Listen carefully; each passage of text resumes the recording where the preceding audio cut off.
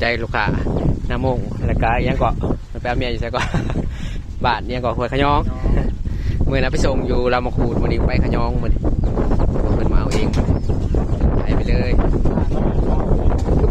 โอ้ยนอนลืมวานเพิ่นอันเกาะเอาตัวนี้เกาะครับมาเลย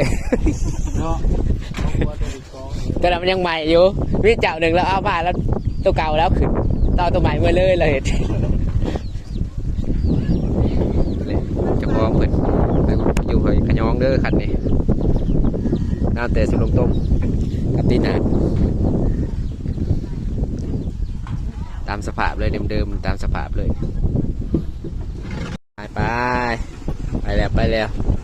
อยู่เฮ้ยขยองเด้อคันนี้เด้อกับหน้าปูนลังผู้สื่อไปกันนะลอยตอนเพิ่นมาโอ้ยสัตว์ตรวจเขามา